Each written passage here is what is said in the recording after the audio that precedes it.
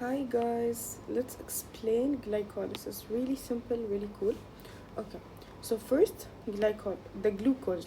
So glucose is a really important molecule. We can basically we find it in our foods, and there is a lot portions in our bodies that basically depend on on glucose for energy. Okay, so we need glucose constantly to feed our body cells and to get energy. Okay, so basically imagine the brain is a really uh, important organ and needs to be it needs to have energy 24/7 basically.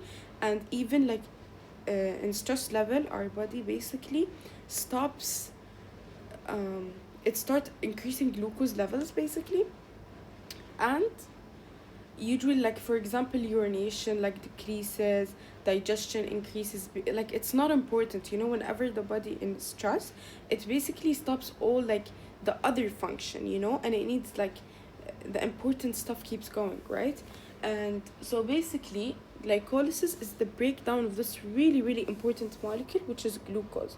Now whenever, for example, let's assume the brain here, let's assume this is the brain, the glucose comes inside. And now there's a concentration gradient. The concentration gradient is basically, let's say you have two sides of something. Now you have here all x, and here you have a bit of x's. So what happens is the x's are gonna move to the other side. Okay, so assume this is glucose and this is glucose. So the glucose gonna start going to this side. Now we said the brain is a really important molecule, and it needs to have energy 24/7. Energy is really important to the brain. It depends mainly on glucose.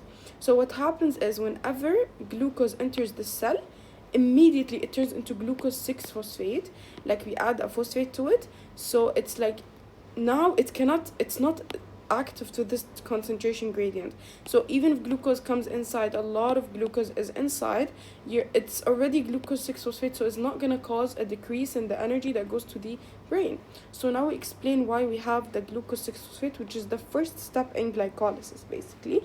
Glycolysis refers to the breakdown of the glucose molecule. Now why did it be 6 phosphate? Why not 1 phosphate? Basically we have an aldehyde group here. Sorry, this is 1, 2, 3, 4. So basically the group, this is converted, originally it was CHO. And also the cycled form, or the line form, it can happen in both. Forms. Okay, so basically it's just harder to attach the phosphate to number 1, in the regular cases. Okay, this is number 1 carbon. We use the enzyme hexokinase. It's a really general enzyme. It's specific for almost all the 6 carbon molecules, and kinase adds or removes the phosphate. So here we consume the first ATP molecule. Second, now that we have glucose 6 phosphate, we're gonna change it to fructose 6 phosphate, so we can phosphorylate the first carbon. Now we use the second ATP molecule by PFK enzyme, phosphofructokinase 1 enzyme, and then we get fructose 1,6 bisphosphate. Now we call a molecule bisphosphate whenever the phosphate is not attached to each other. So why don't we say diphosphate? Because they're not next to each other. It's on different carbons. Okay. We're gonna use the enzyme aldolase and basically break down this molecule into 2 things. And mind you, these are reversible. We can use them to regenerate glucose again whenever we have a deficiency in glucose, right? So now we have dihydroxyacetone phosphate, and we have glyceraldehyde 3-phosphate, and there is a molecule to a mechanism for how does the enzyme function.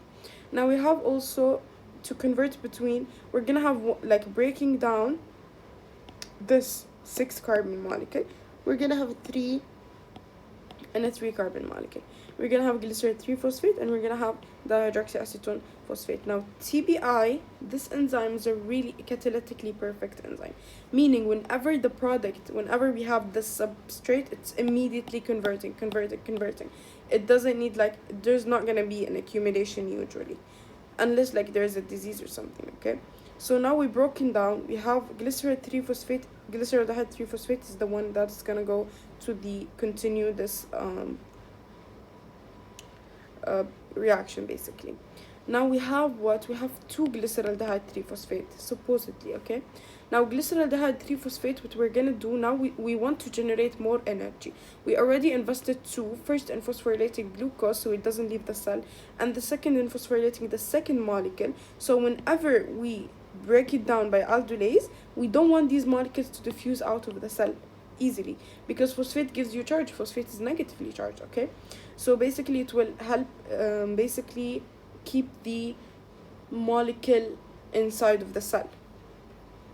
Now glyceraldehyde 3-phosphate, we're gonna do a really important step. We need now to get energy from like these phosphorylated molecules. So what we're gonna do basically is turn this molecule into an acid. So like COO, sorry, this is a carbonyl. It's attached to a phosphate. This is the glycerate 1,2,3-phosphate. Look at the COO from CHO. So basically what we removed is dehydrogenation, okay?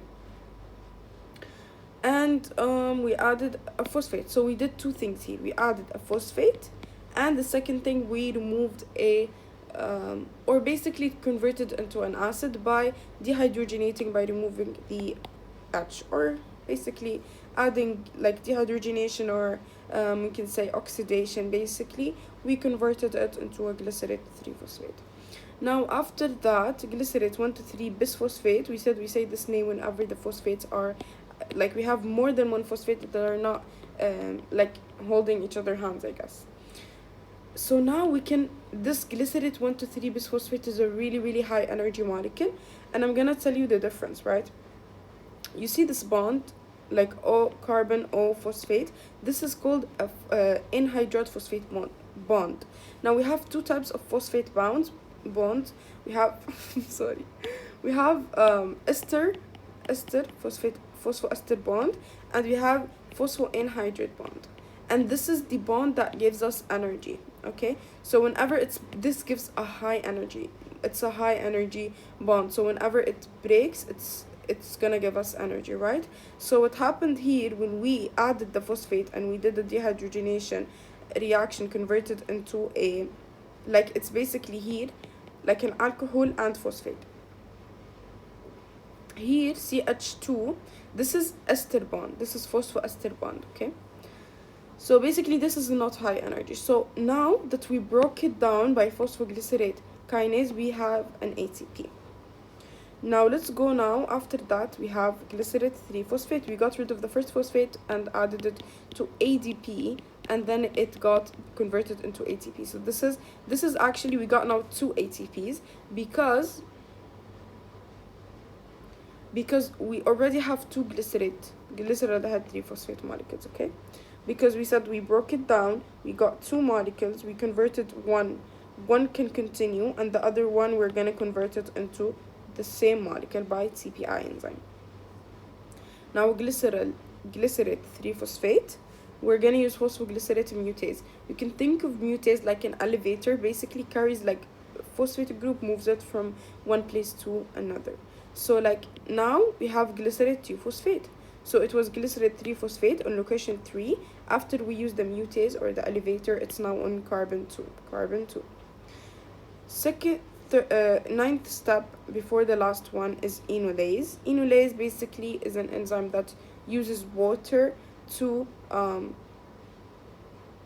like we formed water basically, okay? So it's a removal of water. Now what happened is we have an OH and we have an H. So what happened is they got removed and we formed H2O, getting us phosphoenol pyruvate, which is, guys, do you notice the bond here? It's not a phosphoester bond, it's a phosphoanhydride bond. So basically this is, when it breaks down, it's gonna give us ATP, which happened exactly. Pyruvate kinase form pyruvate for us. Pyruvate, like, then it goes to yield for us energy, but this is basically glycolysis. This is the whole thing. Now pyruvate can continue or depends on the cell whether it has oxygen or it doesn't have oxygen. um, and that's it basically. So in the first stage we used 2 ATPs, and in the second step we formed 4 ATPs, making us a total of 4 minus 2 equals 2 ATPs in general.